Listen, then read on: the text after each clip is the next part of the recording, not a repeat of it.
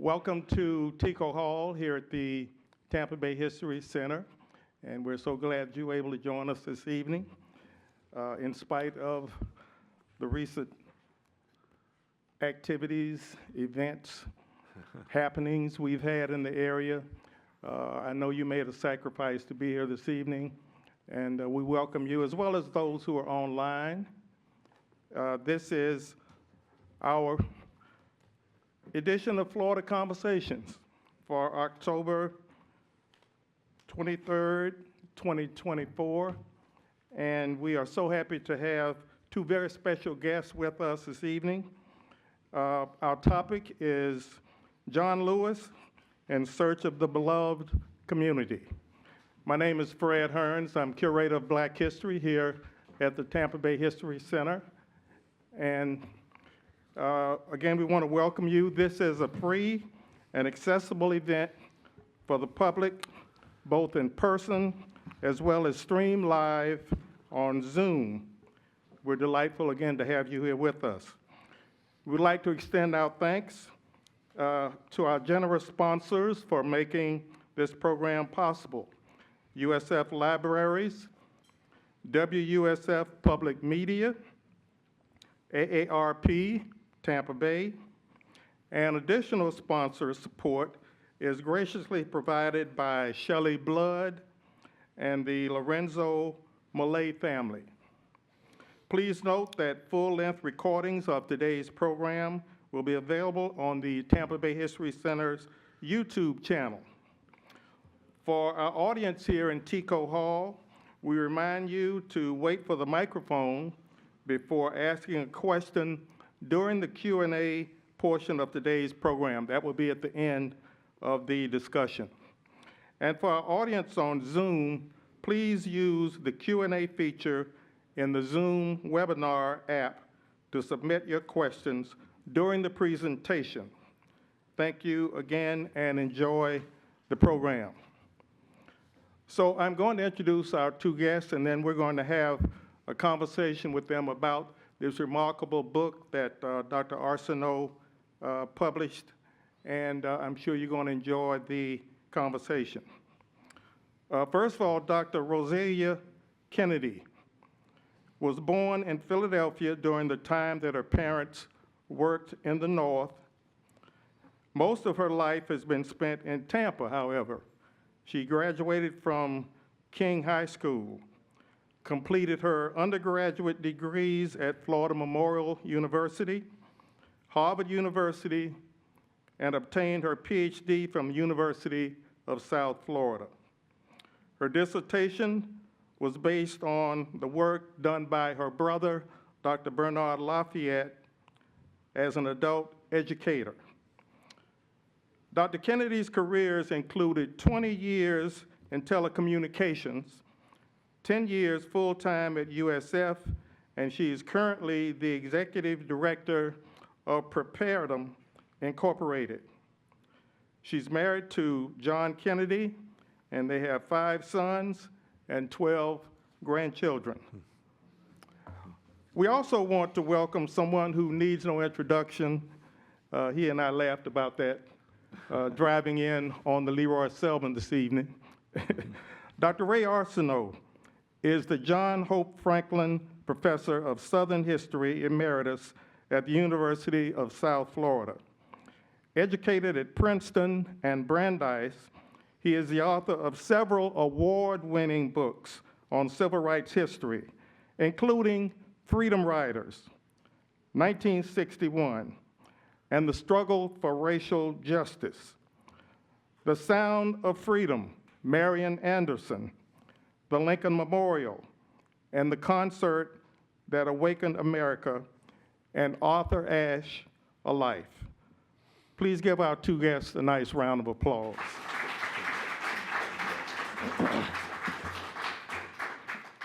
So, in search of the beloved community, John Lewis, and by the way, the book is on sale at our gift shop. If you do not have a copy, if you have a copy, Dr. Arsenault will be happy to autograph it for you at the end of the program, and we do have some copies on sale at the gift shop this evening. if you'd like to purchase a copy. And let me tell you, it's a wonderful adventure that takes you through the life of one of the most remarkable Americans I think we've ever had in this country, John Lewis, and someone who knew him better than almost anyone else, Bernard LaFayette, Tampa's own Dr. Bernard LaFayette. So let me start with Dr. Kennedy, who knows a little bit about Dr. LaFayette. And as one of the siblings in the family of Lafayette's, your memories of your brother. I know he was a little older than you, but what are some of your earliest memories of Bernard LaFayette? Okay, thank you for that. First of all, let me thank you for what you do, and thank Ray for what he does continuously in preserving the history that we have. History is so important. But we grew up in Ybor City, and at the time, it was sort of like a little melting pot to me. But we were very much aware and exposed to Jim Crow laws. There were the signs that were very overt signs that said colored only, white only. Those kind of segregation signs we knew where they were and we knew what we were supposed to do. So our parents would basically say, stay out of trouble.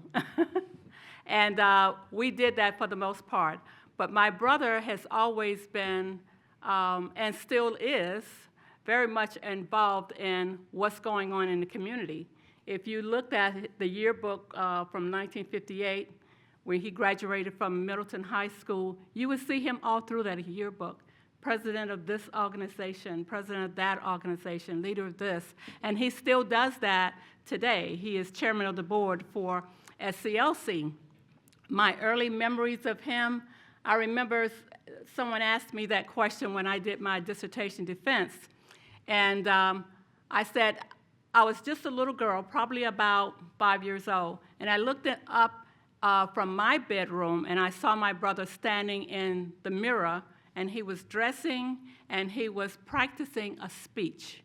I said, wow, look how important he is, that he is doing that. So as we grew up, we have always admired our brother. He is he's 10 years older than I am and much older than some of the younger siblings, but he has always raised the bar very high for us, having to go to college, being involved in the civil rights. And as I talk to my siblings, what they remember, and there was a time when things were a little scary, especially when he was a freedom rider, especially when he was attacked and beaten by the Klan, especially even when he was kidnapped by the FARC.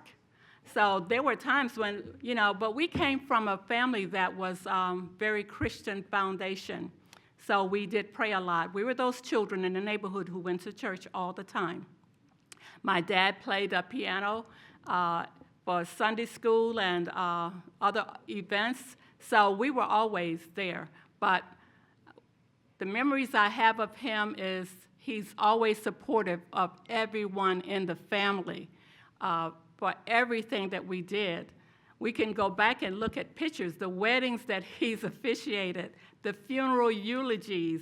Anytime somebody's graduating from college or even high school, he is there. When I received my Ph.D. in 2018, he was there. He was there, and his wife was there, and so he set the bar high, but he also gave us direction, and he told us little tidbits about how to carry ourselves and what to expect out there. I can go on and on about my brother, which is why my dissertation was on him. Absolutely. Well, thank you, and go ahead, absolutely.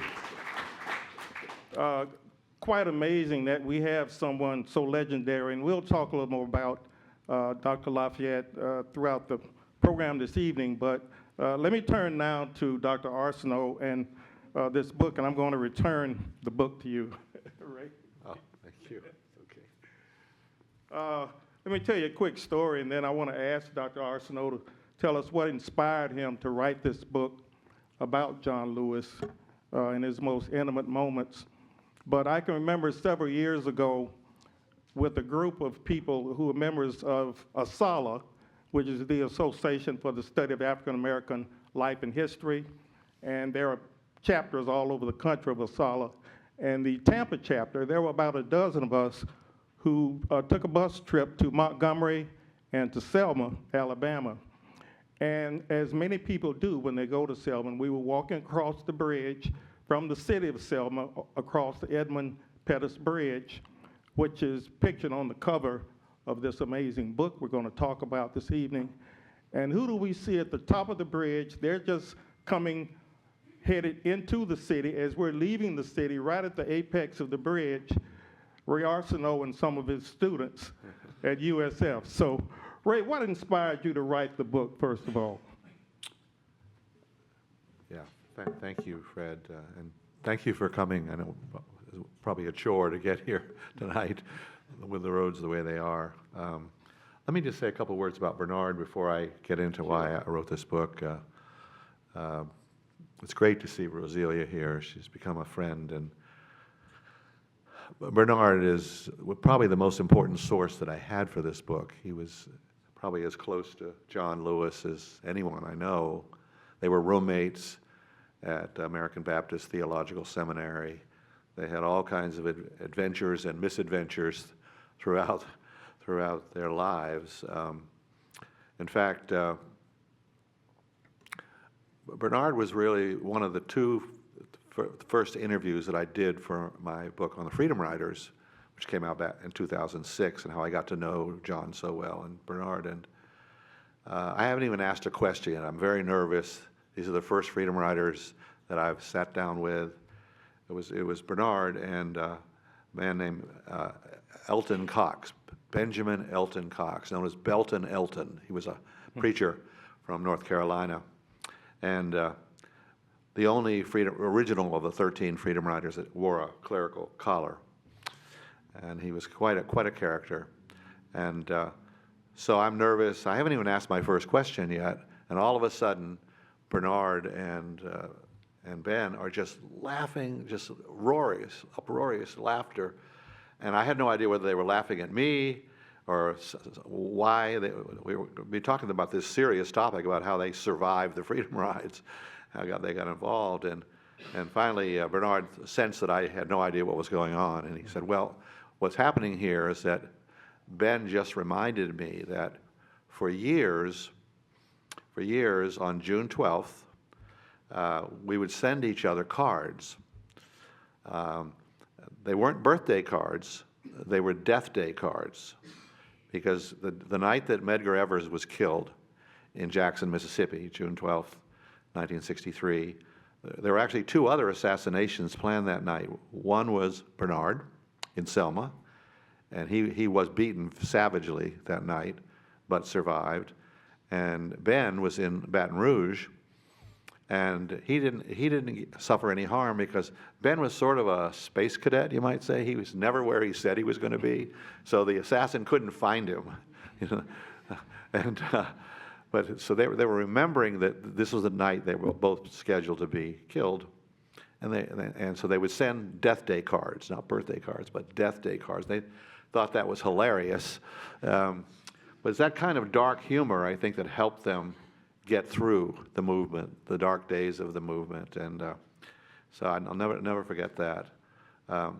Another experience I had with Bernard, we were in New Orleans waiting for the St. Charles Avenue streetcar. Maybe some of you have taken that. It's a wonderful thing to do. And usually it comes just every few minutes. Well, it didn't come. It didn't come.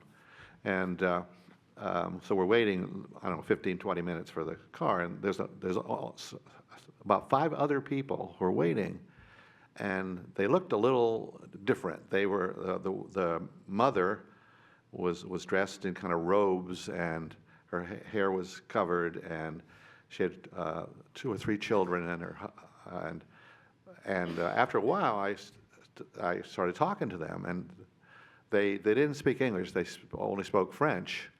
And I've lived in France for a year, and I speak French not as well as they did, for sure. But so we're talking in French, and it turns out they're from Madagascar. They owned a Toyota dealership in Madagascar, of all places, and they'd never left Madagascar in their lives. This was their first trip abroad, and they were visiting only two places. The Space Center in Houston, where the other, I guess it was New Orleans, but anyway, after a while I ran out of my French. I didn't really have much to say to them, and Bernard's just standing there waiting. He isn't really paying any attention to us. And then finally I said, well, you know, this man here who's silent and standing next to me, dear friend, was a very close associate of Dr. King, of Martin Luther King, Jr. He's a famous civil rights activist, and he was there with Dr. King in many occurrences. Suddenly, and Bernard wasn't watching what was happening, both the mother and the husband dropped down to their knees, and they grabbed the bottom of Bernard's jacket, and they're kissing it. They're just kissing it, and the woman starts weeping. And of course, what was happening is that they knew who Martin Luther King was. They knew the importance of someone who was close to him. Even in Madagascar, one of the most isolated places on earth, and Bernard, of course, had no idea what was going on. Suddenly, these two strange people are grabbing his coat and kissing him and everything. But it was really a wonderful experience. And Bernard and I have had many wonderful experiences over the years. And thank goodness he's still going. You know, he's still perhaps the most celebrated nonviolence trainer in the world. Occasionally I'll call him, and one time I called him, and he was in the line at the airport in Lagos, Nigeria, and they were hassling him. They wouldn't let him through. And I thought he was just, you know, in Georgia. And other times he could be anywhere. You know, he leads these wonderful workshops. So I'm so grateful that he has lived a long life, and he's been here to fill in the gaps, because when I decided to write the book on John, I'd interviewed him many times. I'd known him for 20 years, and I wanted to interview him some more to fill in some of the gaps, but then he was diagnosed with pancreatic cancer in December of 2019, and he lived until July, as you probably know, in 2020, and I just couldn't bring myself to bother him. You know, I knew what he was going through. I heard from friends, and I thought, well, I just can't do it. And he'd been so kind to me over the years, and so I leaned on Bernard, and he came through for me. I met John in 2000. He was busy organizing the 40th reunion of the Freedom Rides. He was kind of the unofficial leader of the Freedom Rides. He was one of the original 13 in the first Freedom Ride, the original one. There were ultimately more than 60 Freedom Rides in the summer and spring of 1961. 436 Freedom Riders got on those buses, which means an awful lot of people didn't get on those buses. I mean, these are the courageous 436 who, in many cases, made out their last will and testament before they got on the bus. Absolutely. Their parents, their preachers, their teachers were telling them, you're just going to get yourself killed. This is the craziest thing you've ever done. Please don't go. But they were absolutely determined that they weren't going to wait for freedom later. They wanted freedom now. And if that meant they had to die in the streets of Selma or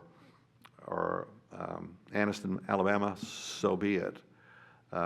So anyway, I scheduled an interview with Bernard. I'd been working on the book for about a year and a half, 2 years, and I'd been looking up, trying to find the Freedom Rider. When I started the book, I knew about the original 13 riders, 7 blacks, 6 whites. John was one of them. I didn't know there were 436 riders. If I'd known that, I might not have been brave enough to try this book, because it took me 8 years to write the book and to research it. And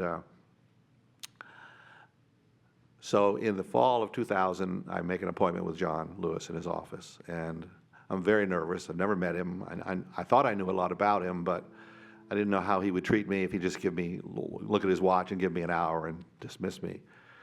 And immediately I to sense the warmth and just the empathy. I made the mistake of calling him Congressman Lewis. He said, "Get that out of here. I am John to everyone." And I discovered later that that was really his style. He appeared to have no ego, no sense of pretense. When I was at the Faith in Politics celebration in March this year. They have it every year, where John started it, where on the anniversary of Bloody Sunday, where he was nearly killed on the Evan Pettus Bridge, he would take usually about 18 to 20 other congressmen and women. He usually tried to at least get 2 or 3 Republicans to be part of it.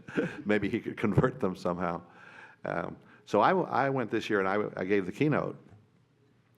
And I got to spend time with Jim Clyburn and, of course, and Steny Hower. And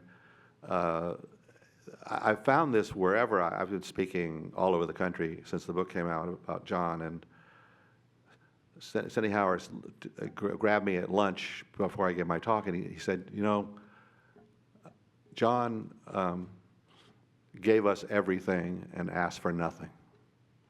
That's how he summed it up. He gave us everything and he asked for nothing. And I thought that was a real apt description of who John was. So anyway, that first meeting, he was looking, he couldn't find the Freedom Riders. I'd found most of them, so we put our heads together, and he made me an honorary Freedom Rider, invited me to the reunion. I was on the bus interviewing them, and changed my life, really. I really sort of did become a kind of surrogate Freedom Rider, I suppose. And it was, early on, I sensed that this was more than just a book. That no one had written a book on the Freedom Riders before, which was amazing, that no one had done that. And I felt a sense of responsibility that I would do the best job I could, not to disappoint people like John. Let me just tell you one thing about answering your question, Fred. You know, Freedom Riders was exhausting. I had 8 years doing that. I spent 9 years writing a biography of Arthur Ashe, 4 years writing a book on Marian Anderson and her kind of becoming the Jackie Robinson of classical music, right, in 1939. And I wasn't sure I had another big book in me, but in 2011, it was the 50th anniversary of the Freedom Rides. I'd known John for 10 years then. And fortunately, my book on Freedom Rides was made into an American Experience documentary. Some of you may have seen it. It's been seen by more than 60 million people worldwide. Stanley Nelson, who's a great filmmaker, I worked with him for 3 years on the film, and they sent a DVD of it to Oprah Winfrey. And she watched it, and she just had this kind of explosive reaction, and she felt guilty that she really didn't know the story. She couldn't figure out how she'd missed this, in part because her father was a barber in Nashville, and a number of his clients were former Freedom Riders. So she had met Freedom Riders before, but she just didn't understand, I think, what it really meant, what sacrifices those people took, what risks they took. So 15 minutes after she watches this DVD, she calls Stanley Nelson, the filmmaker, and says, "Stanley," he's crying over the phone, and she says, "I've only got 4 shows left." She was ending her show. "One of them is going to be on the Freedom Riders. I promise you." And sure enough, she followed through. She flew 180 Freedom Riders and their families into Chicago, and they filled the whole studio, the Harpo studio, and she just did an incredible amount of background work to be able to do this right. But along the way, her producers, I think they talked to John about this, talked to me about it. They said, "You know, we need a reconciliation story. You know, this is a pretty dark subject, of people being nearly burned to death just for sitting in the front of a bus or trying to get a cup of coffee at the wrong lunch counter. Have you got a reformed Klansman? And have you got somebody we can bring on who will give people hope?" And I stopped for a minute and I said, "You know, we do. there's this man, Elwyn Wilson. And they looked puzzled. I said, he's perfect. He's just what you want. Elwyn Wilson was a Klansman in Rock Hill, South Carolina. He was 24 at the time of the Freedom Ride in '61. Kind of a Klansman in training. And he was part of a group that beat John. The first really severe beating I think John ever had. He ultimately was beaten 45 times during his career. He was incarcerated over 40 times. It's a miracle he survived. Anyway, he did survive Mr. Wilson's attack, and the Freedom Riders went on. Mr. Wilson kind of went on with his life. He left the Klan, he got married, had children, grandchildren, found religion, and all those years after that, he felt incredibly guilty about what he had done to John Lewis. And he was a totally uneducated man, from a mill town in upcountry South Carolina. So fast forward to 2009, when Barack Obama was having his first inauguration, and he's taking the oath of office, on the steps in front of the Capitol. And those of you who watched it, maybe some of you were there, John Lewis is sitting right there in the front row, right behind him. You can see him, big as life. And it was no accident, because John was probably partly responsible for Barack Obama getting the nomination. When it was a difficult thing for John to do, but he switched from Hillary Clinton, who was an old friend, sort of halfway through the primary campaigns to John. To Barack Obama, and that may have made the difference in him getting the nomination. But anyway, so he's right there, and Mr. Wilson's watching the inauguration. He sees John Lewis, and so he decides he's going to call John Lewis and finally apologize. So he gets his number in Washington, and most congressmen don't answer their own phone, okay? But John on occasion did, and he answers the phone. And so Mr. Wilson is crying over the phone and asking for forgiveness. They're praying together, all this sort of thing. They really almost started a friendship over the phone. And then Good Morning America heard about this, and they brought Mr. Wilson up to Washington and sort of set up this situation where they could meet face-to-face in John's office, kind of come to Jesus meeting. And once again, they're praying and they're crying, and they did become friends, okay? So this is 2009. 2 years later, it's the 50th anniversary. We're all going to be on the Oprah show, and they get Mr. Wilson. He agrees to come on, but he's terrified. He's absolutely terrified. So the way Oprah had it, she'd only have 2 people on camera at any one time. So John is sitting here, and I'm sitting to his right, and then Mr. Wilson's on the other side. I wasn't on camera. He couldn't see me. But I could see everything that was happening and hear everything. And so Oprah asked her first question of Mr. Wilson. Stone silence. I mean, you could see he was just terrified.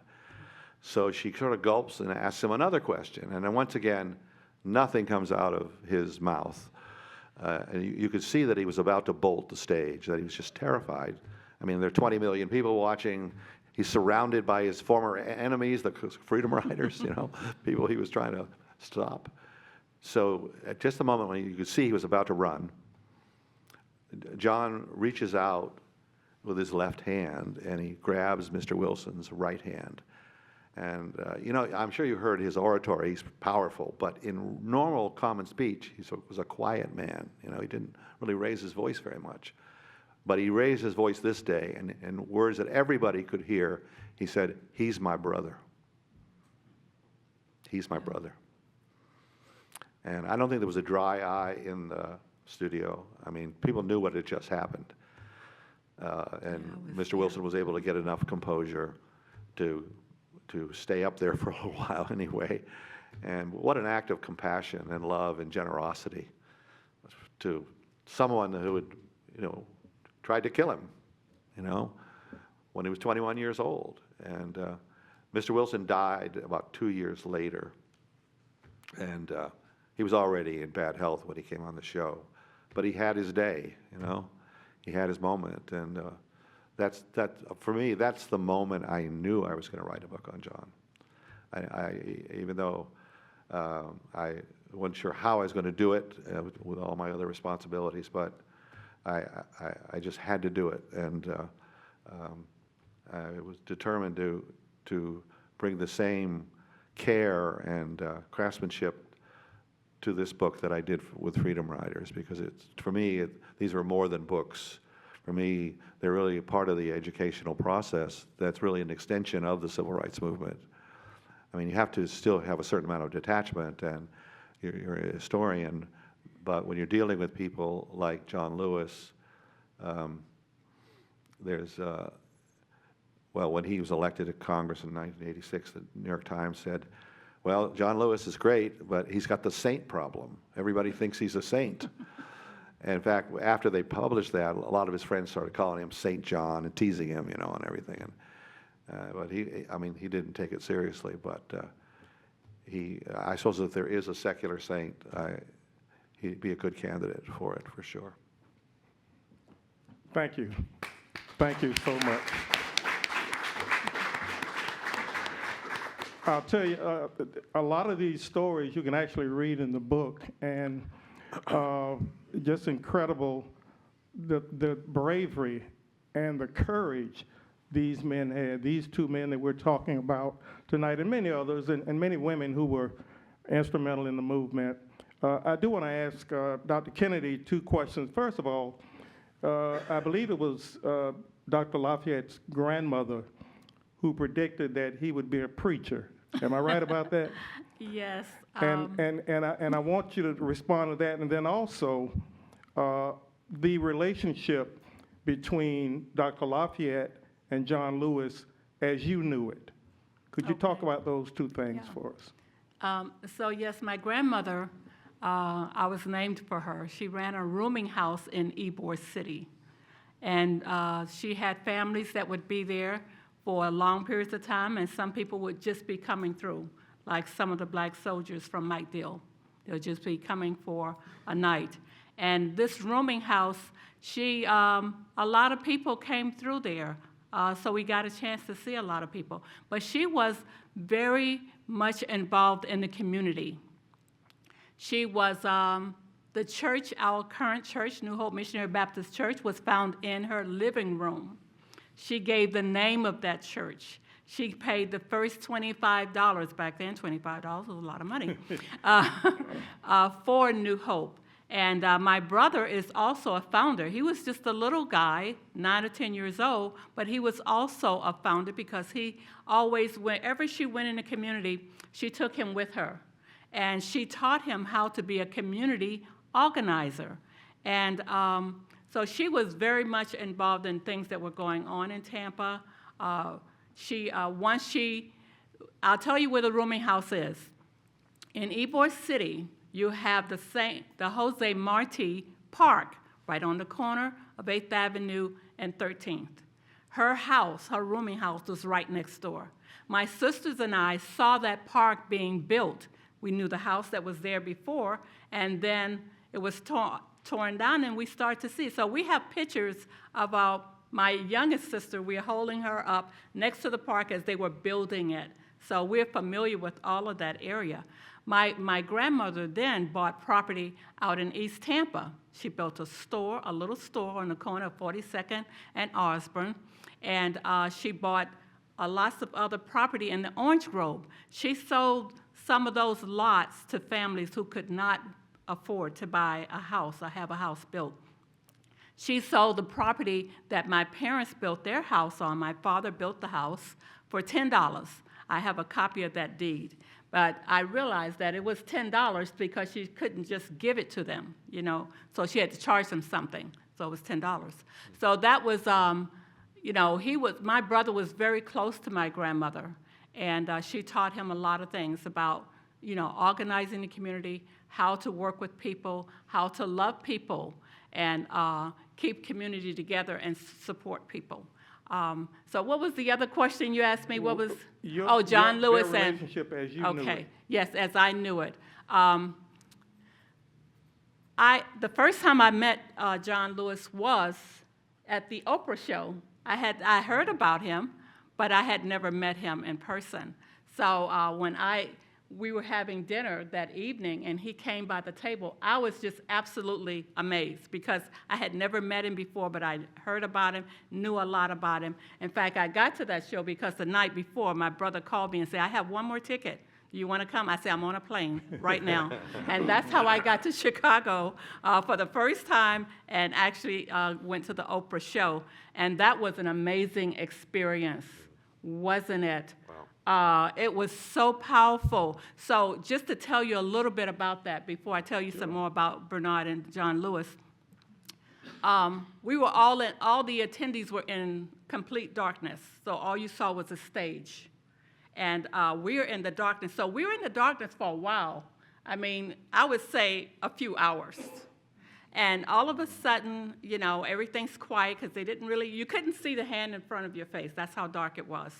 And somebody started singing one of the songs from the Freedom Riders.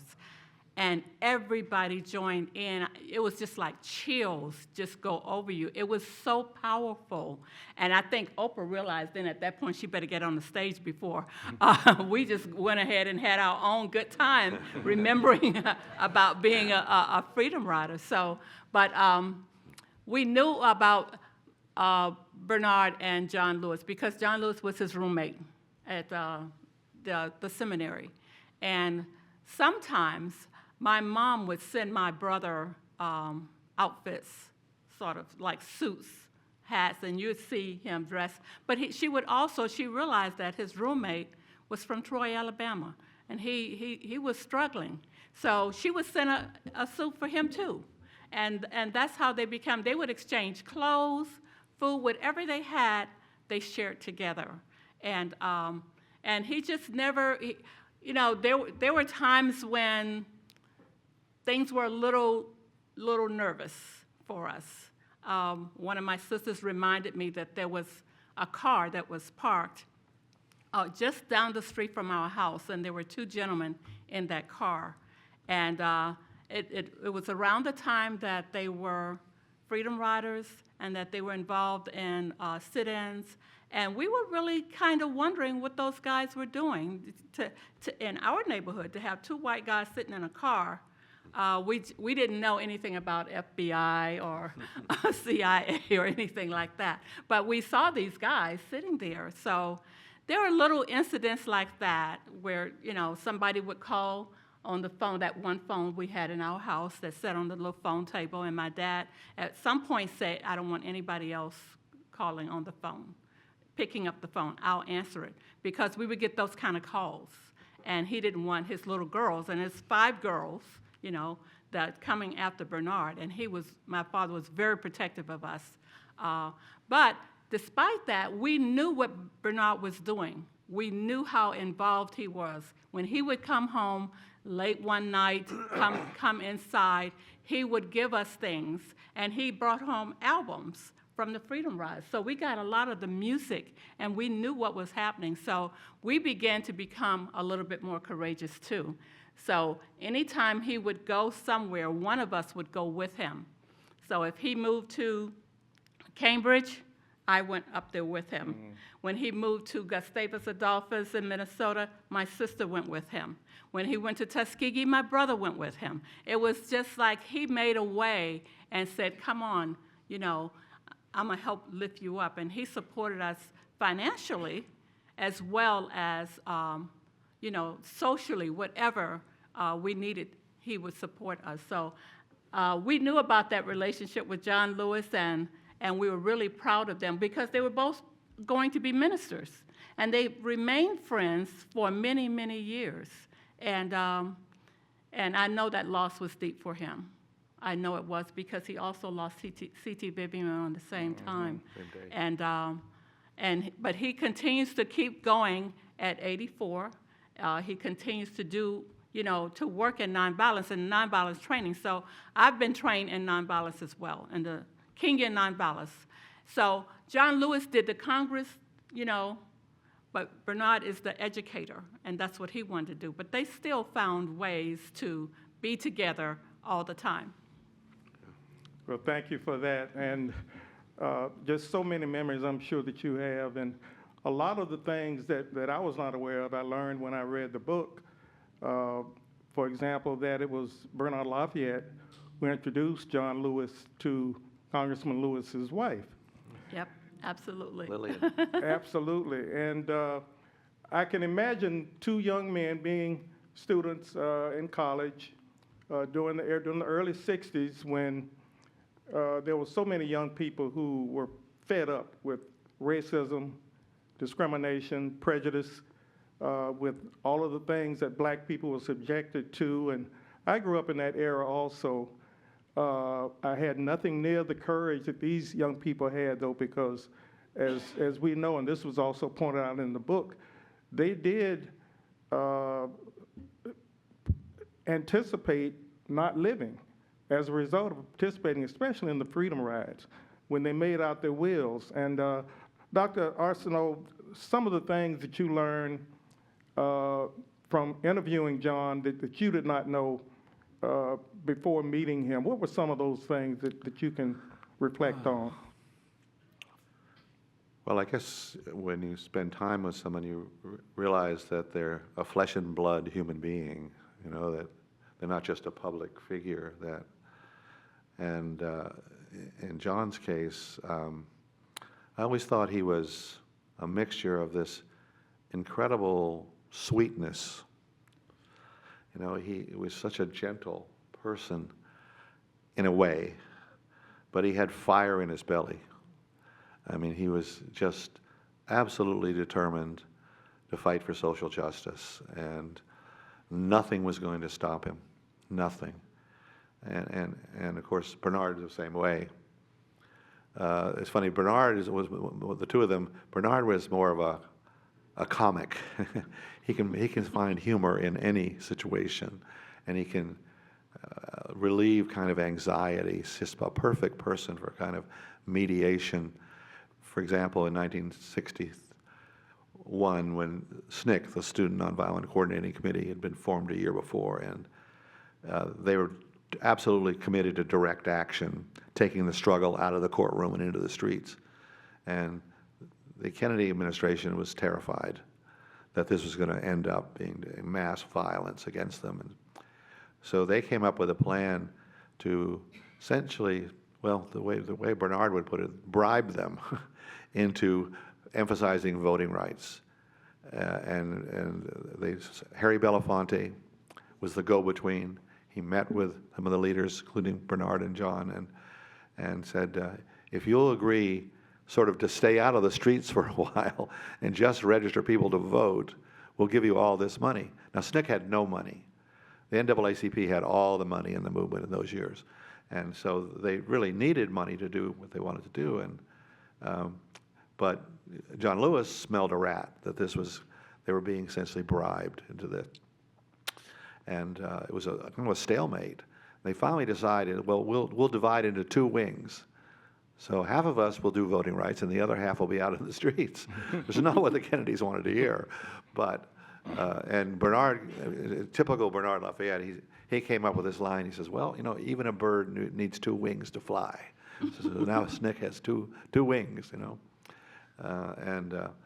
they. I often think about, I wish I had been there with them in some of these situations. Probably been terrifying, but just to see them operating. In 1959, 2 years before the Freedom Rides, they took their own Freedom Ride. They were going home for Christmas vacation, Bernard to Tampa and John to Troy, much shorter distance. So they get on this bus in Nashville, and they were really feeling, I guess, giddy. It's Christmas vacation. They're going home. And they sort of deliberately forgot about the segregation laws. And they sat right in the front of the bus, right behind the driver. The driver was furious. In fact, I guess this particular bus, you could pull a lever and the seat would go back. and he just crushed Bernard's suitcase, just crushed it.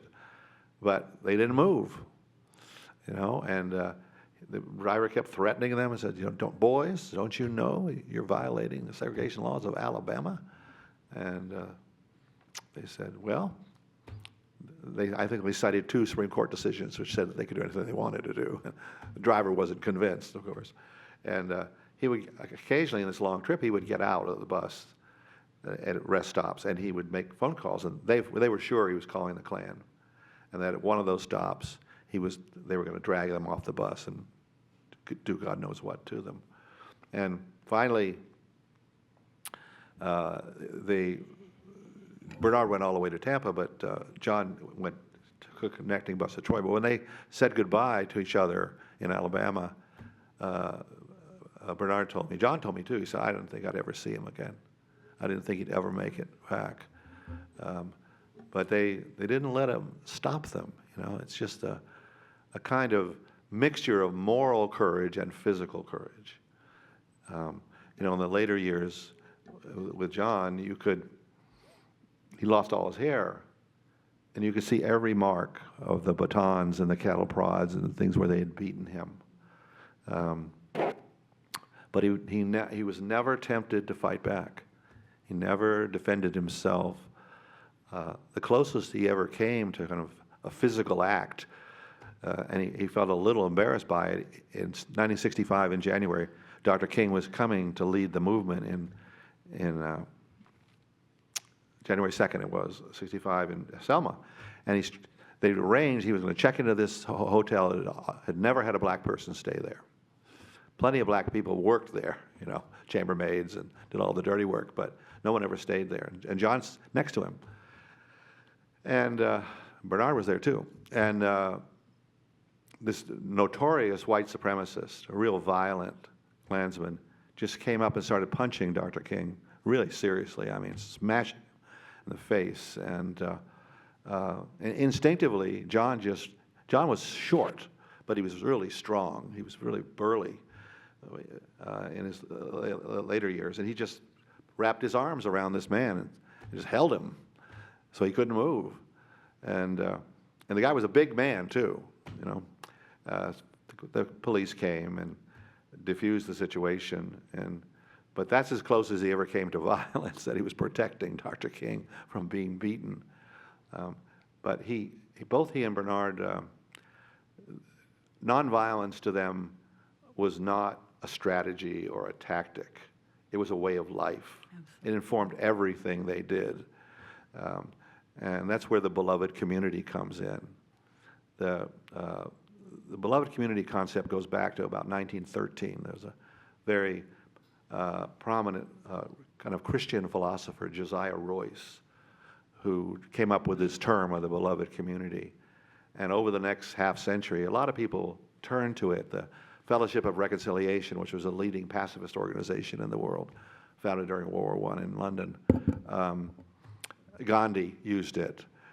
It became kind of an all-purpose term, kind of utopian notion when a world would not be divided, when no one would be excluded. It maybe can never be realized, but it animated John Lewis and certainly Bernard as well. And it was something that was I think beyond the experience of the white supremacists who were fighting with them. I mean, when they both ended up in Parchment Prison during this freedom rides, both Bernard and John. Not a place you want to be. This is a terrorizing place. It was a prison farm. They didn't have them working out with the other prisoners because they were afraid they would infect them with all this civil rights stuff. But the prisoners could hear their freedom songs. They were constantly, the more the guards would threaten them, the more they'd sing the freedom songs into the night, drive the guards crazy. But I think both the Kennedy administration, which had some sympathy for the rides, but wanted it to go away because it was so embarrassing. Kennedy's going to Vienna to have the first summit meeting with Khrushchev. And the headlines are not about him being the leader of the free world, they're about these kids in Alabama nearly being burned to death by the Klan. So as Kennedy said, get them off the buses. I don't care how you do it, get them off the buses. And of course he gave Bobby Kennedy, his brother, the job of doing it. But Bobby Kennedy saw the Freedom Riders close up, and they changed him. They changed him dramatically. Neither of the Kennedy brothers had much interest in race and civil rights before the Freedom Rides. But by 1968, of course, Bobby Kennedy is running for president. And in April of '68, John Lewis is there in Indianapolis working on the Kennedy campaign, the night that Dr. King is assassinated in Memphis. And Kennedy probably gave the finest speech of his entire career that night to this almost overwhelmingly black crowd in central Indianapolis, saying, you know, don't act out your anger right now. Go home. You grieve for Dr. King, but don't burn down the city.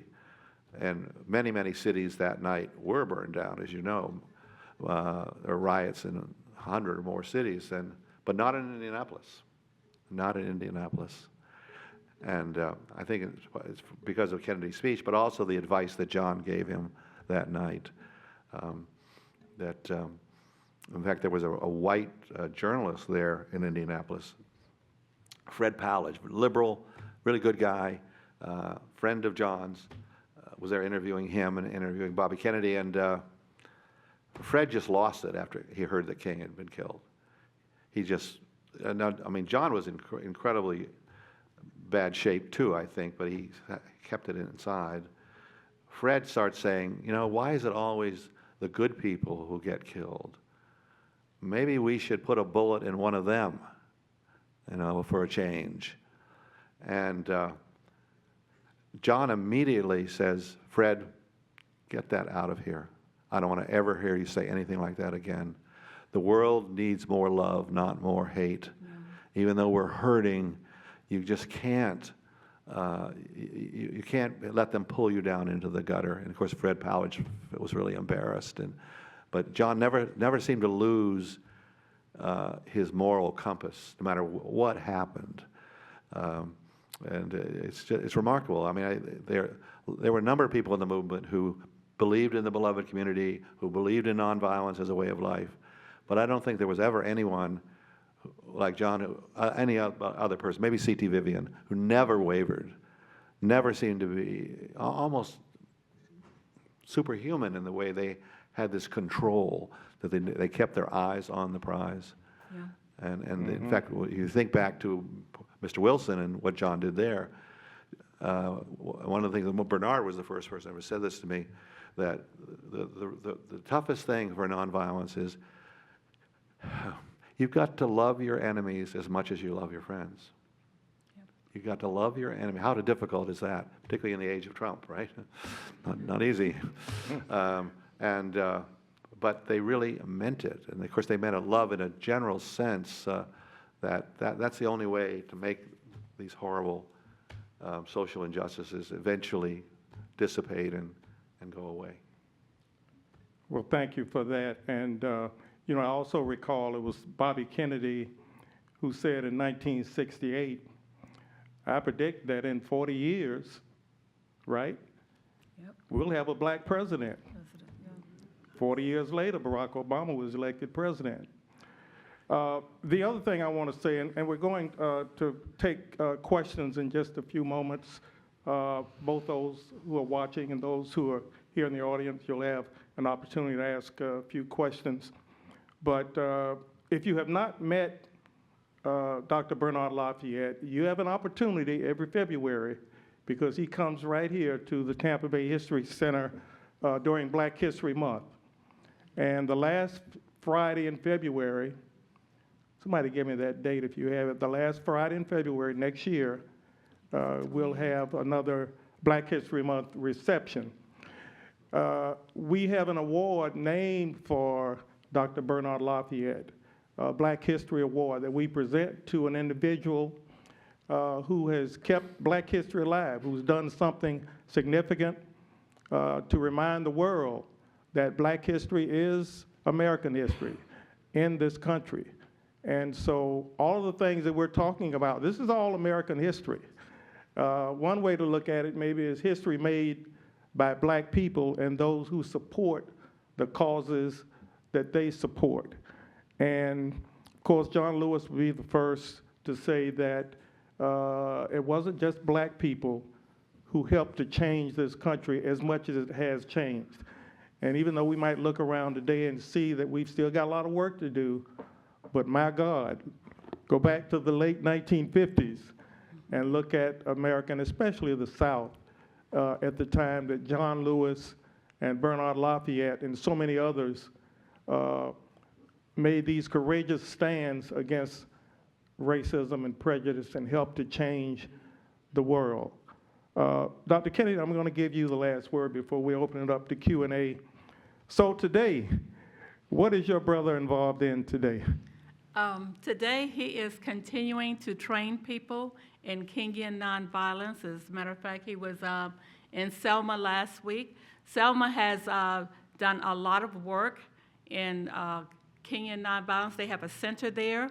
He continues to support all the centers around the world in South Africa, Nigeria, all kinds of countries. Here in the U.S., he continues to support them.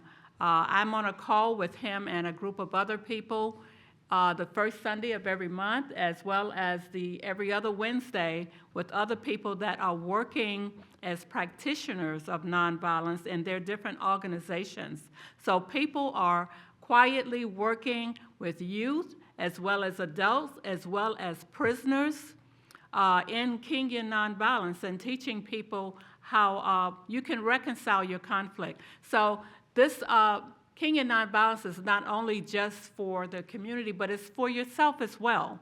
People begin to, I've met many people who have said after they went through the training that it changed their life, that they saw people differently, they even saw themselves differently. So he is continuing to work. I've asked him several times, when are you going to retire? And he says, well, I retired 3 times already. And he continues to retire, sort of like Ray here. You know, you retire and then you find something else to get involved in. And he loves what he does. He spreads a lot of love throughout. People know him. I was on a call with him once, and there were people calling from around the world, hundreds of people. And I was just shocked that they knew him personally and had conversations and worked with him. He had been there to their community and helped them with whatever problem that was going on. And so, yeah, he's very active today, he and his wife, Kate, in Tuskegee, but he does travel. He still travels. You know, he slowed down a little bit. It used to be in 1 week he would be in about 4 different states, but now he kind of brings that, you know, back down a little bit. But yeah, he's still very much involved. I mean, he's a diabetic, too, so he has to deal with that every day. Oh, yes. Well, he's a wonderful human being, and I like to stick my chest out and tell people, and he belongs to us. He's a Tampa. He belongs to us. Raised in Ybor City, graduate of Middleton High School, Dr. Bernard LaFayette. And so we're looking forward again to that program Monday. What's the date? It's the last Friday in February. Yeah, the 28th. 28th, February 20, thank you. February 28th, which is a Friday, here at the Tampa Bay History Center. We're going to have another Black History Month reception. We'll be presenting an award named for Dr. LaFayette, and we'll have a lot of other good things going on that day.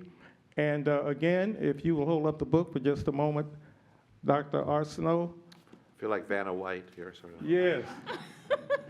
Please do yourself a favor, get a copy of this book if you don't have it. I promise you, you won't be able to put it down.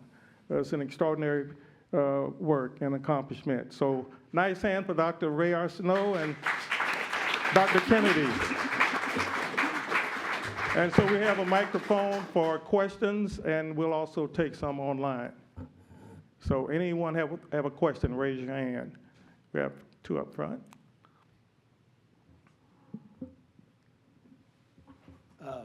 Dr. Arsenault, Early in the book, you describe John Lewis as always pushing for direct action, pushing hard as a member of SNCC, and even when senior other people in the movement were saying, caution, slow down, let's not do this, cancel that march, cancel that boycott, John was always pushing for direct action.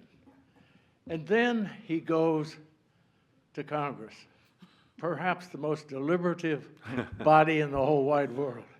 How did he make that transition? How did he feel about being in Congress, where it's so much harder to That's make a anything great happen? question. I think he did it gradually. You know, he in 1966 he was thrown out of SNCC and replaced by Stokely Carmichael because the whole trend in SNCC was against interracial cooperation. Later, they threw all the whites out of SNCC. And Stokely Carmichael, who was a brilliant leader of a kind, but he didn't really have a strong commitment to nonviolence at all. And he and John just didn't, they were personal friends actually, but they had very different philosophies. And so that sort of starts it. In 1965, he had to have a job. You know, he was looking for a job after he got thrown out of SNCC. He didn't make much money in SNCC for sure. But 1965, Bayard Rustin, the great Gandhian intellectual who helped plan the March on Washington in 1963, wrote a wonderful essay titled "From Protest to Politics." And people were shocked by it because Rustin was the ultimate organizer. He was the ultimate guy urging people to go into the streets. But now he's saying, I want you can stay in the streets if you want, but you need to go into the halls of Congress. You need to get elected to office. We need to fight from inside as well as outside. But I think at that point, I don't know if anyone would have predicted that John Lewis would be the quintessential example of somebody going from protest to politics, in part because he had such a strong moral sense. You could imagine how could he deal with the practical details of politics and compromise and constantly being disappointed. How did he keep his eyes on the prize, so to speak, in the longer term goals? Well, from there he worked for anti-poverty agencies. He served 5 years on the Atlanta City Council before he went to Congress. And it was not a happy time for him, but he was so tough. He was never going to give up, you know. So in fact, the story, I both love and hate this story. They were building the road to the Carter Center, and there was a local contractor who made these sweet deals to make a lot of money out of it. And he was giving political money to all the politicians, particularly black politicians in Atlanta. And so the fix was in. They'd already made the contracts. They had to build these roads, big roads, which were going to cut through the most historic black neighborhood in Atlanta. And John said, no, this is a travesty. And he sort of led this grassroots movement against the roads. He didn't win in the end, and he ruined really his 5 years because they never made him a committee chair. They froze him out. They thought, go back to what you were doing before. And he even had a split with Andy Young, who was mayor. And they brought incredible pressure to bear on John. They had the Kennedys call him.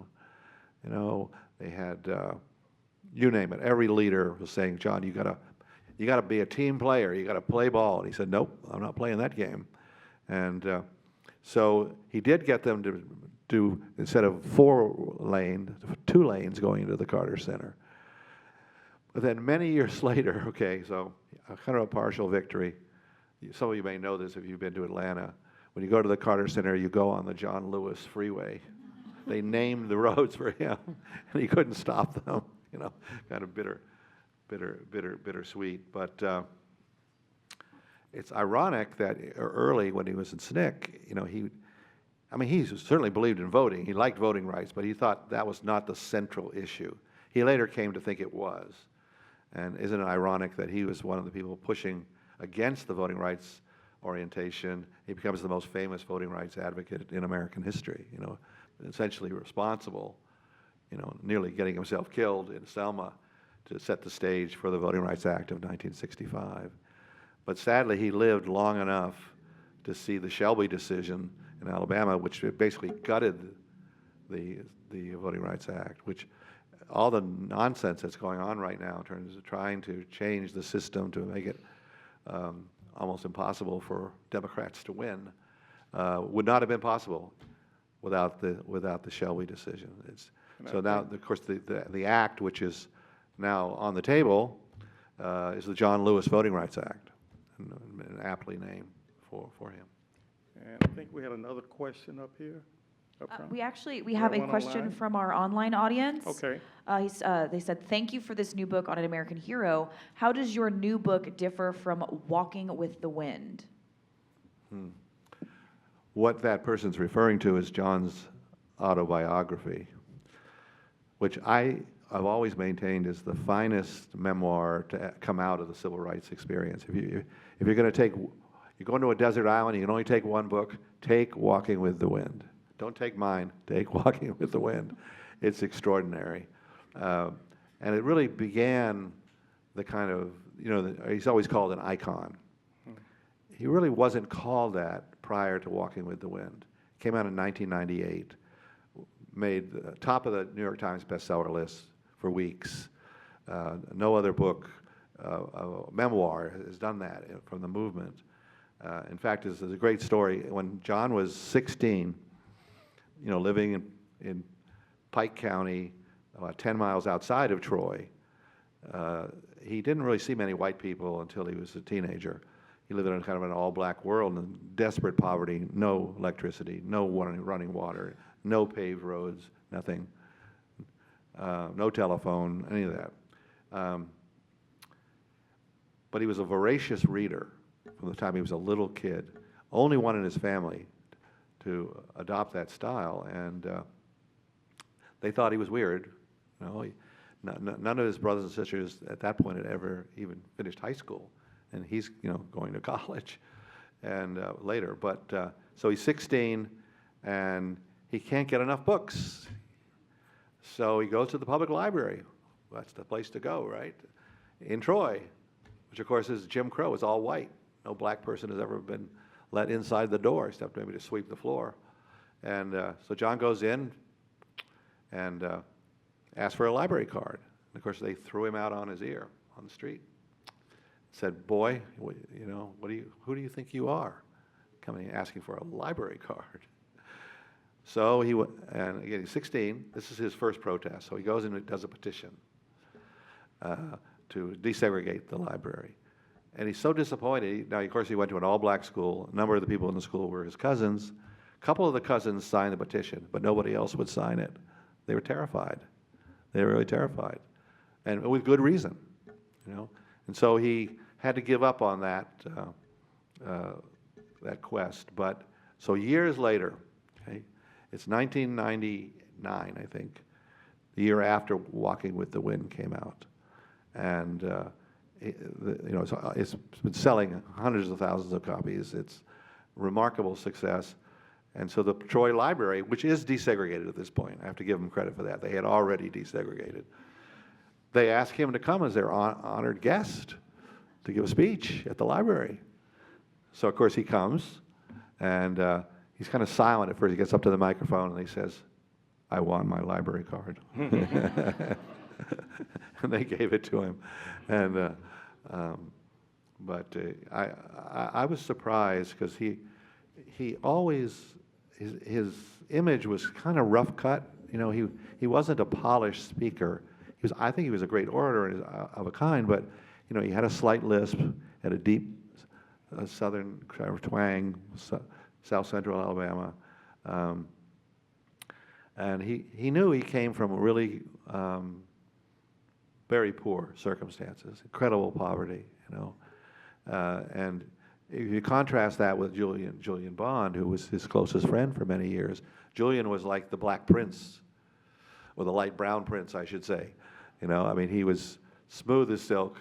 I knew Julian too pretty well, and just a different. They were really close for years until they ran against each other for Congress in 1986, and everyone initially supported Julian. They thought John doesn't have a chance against this smooth character who'd been the communications director, you know, a fine writer and just handsome and tall and slender and kind of a John Kennedy type, you know.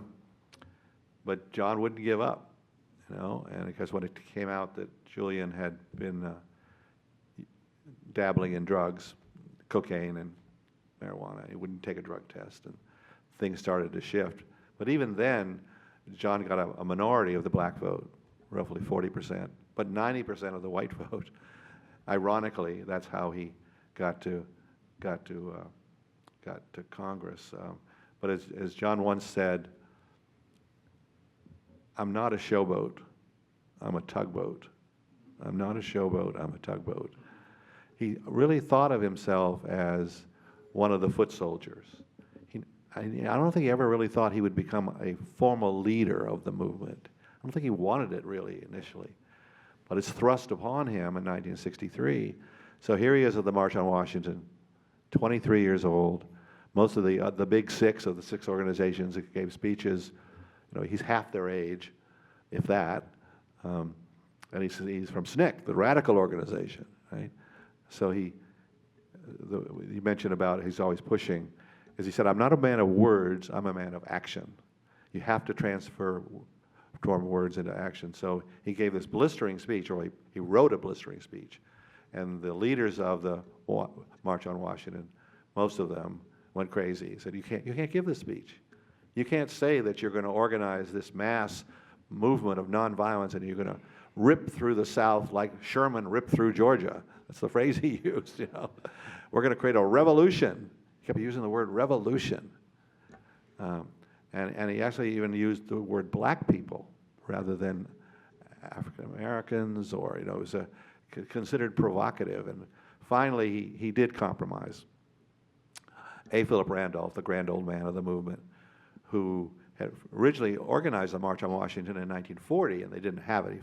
He basically forced Roosevelt to do his executive order, which made equality in federal agencies. He comes to John. He says, "John, I've been waiting for this all my life. Please, please, don't ruin it for me." And John relented, and it was still a radical speech, so radical that when they went to the White House afterwards to see President Kennedy, Kennedy sort of snubbed him. And he didn't say it directly to John, but he said it to another thing. "I don't think those SNCC guys are loyal. They're son of a bitches, or sons of bitches," is the way he probably put it. But of course, he was the youngest, and he's the last speaker to survive, to be still alive. And but a number of people have suggested that he saved the March on Washington. Really, I mean, it was supposedly a march for jobs and freedom. It wasn't just to support the Civil Rights Bill, which dealt with the public accommodations. That's why the Kennedys wanted it. They wanted to, you know, shore up their political support, and John wasn't having any of it. So I think a lot of people took him. They underestimated him because of his physical appearance and because he was so gentle in his normal speech.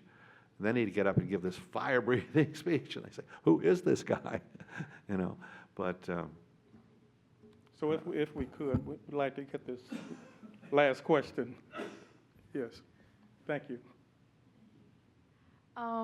Dr. Ray, what made you want to go into like Black history? Like, what made you want to write this book? I know you said what made you want to write this book, but like, what made you want to do Black history? Well, without psychoanalyzing myself too much, but I have talked about this a bit. Almost every civil rights historian that I know has a story sort of like mine. There's some reason that they decided to go into this field, personal reason. In my case, I was a Navy brat, you might say. My father was a naval officer, and we moved every 2 years. I went to 12 schools before I graduated from high school. And I'm from Cape Cod. That's pretty Yankee, I would say. Families lived there for hundreds of years, but we followed my father all over the South. So basically, I grew up in the South, except when he was he was a photographer running photo labs on aircraft carriers. So every time he would go off for like 2 years, 2.5 years, we'd go back to Cape Cod. The town I lived in, Harwich, very different than most of the Cape. It's about 35% Cape Verdean, mixed race people. They call themselves Portuguese.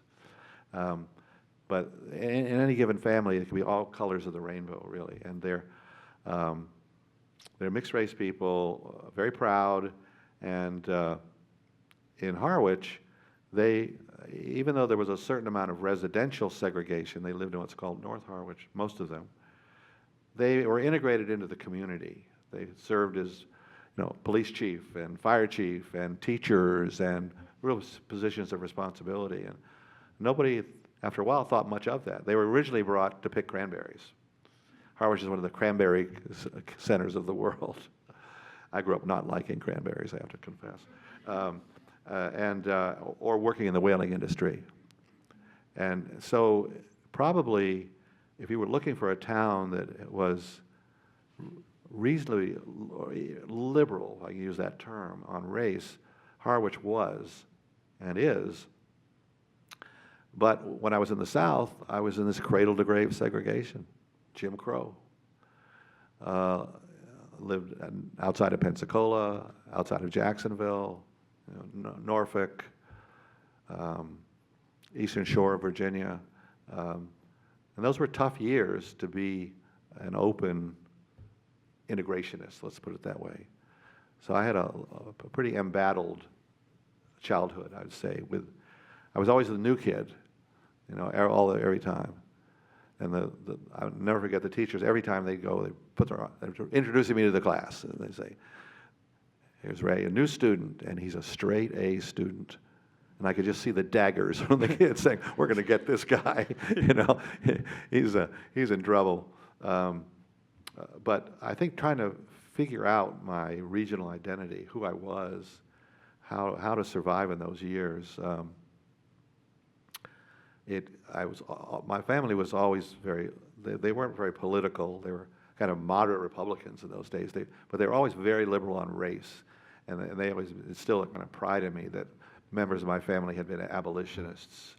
And so I just sort of absorbed that. And, when I was, just one story, a short, brief one, when I was 9 years old, we lived in Pensacola. That was, of course, the year of the Montgomery bus boycott. I was 8 and 9, and my grandmother, my little 4'10.5" grandmother, who was kind of a Boston chauvinist. I mean, the good news for her is she was alive. The bad news is that she had to live in the South with us, She was really kind of prejudiced against anybody who wasn't from New England. But she was a Spitfire, and in many ways, a really strong lady. And so I would go on the bus with her to downtown Pensacola every Saturday morning. And I didn't know what was going on at the time, but she insisted on going to the back of the bus. And we would sit back there. We were the only whites sitting back there. And of course, later I was really proud of her for making that kind of symbolic statement. But I always felt different, and the whole civil rights thing just really has intrigued me. And I've worked on other things. For years I wrote about Southern demagogues. They used to joke, people like Huey Long and George Wallace and Lester Maddox, and people used to joke that I was the world's only demogographer. Not a demographer, but a demogographer. So many demagogues, so little time, But at some point, I decided my real love was civil rights history. I didn't want to spend my whole life writing about these sort of racist folk heroes who were fascinating, but I wanted to recover these stories of people like Bernard and John Lewis. I think it's just so important for Americans to know that people like this existed, and that there were so many other people who are not famous, but who also internalized a lot of this and were incredibly brave and courageous and have never gotten their names in the indexes of any book. But they were the heroes among us. People like Fred, Roselia, you know. Anyway, so it's really been a kind of calling for me. And I feel it's an incredible privilege, frankly, to be able to teach this and to write about it and to get to spend time with some of the most amazing people you could ever meet in a lifetime. Okay. Thank you. Thank you again. Let me invite you to join us for our last lecture in this fall schedule. On November 20th, right here in TECO Hall, we'll be talking about Florida Conversations, a new perspective of V.M. Ybor and his city. So we're going to be talking about Ybor City, and the guest speaker will be Dr. Glenn Westfall, Ph.D. So we invite you to join us again. That's November 20th. And if you go to the Tampa Bay History Center website, you see all the other activities we have coming up. Next Monday will be our, every other month we have a Black History book talk. And next Monday, we're going to be talking about Ray Charles, Brother Ray, his story. Okay. So go to the website, register for that, and our November 20th Florida Conversation on Ybor City. Thank you all again for coming, and have a safe drive back home. Take care.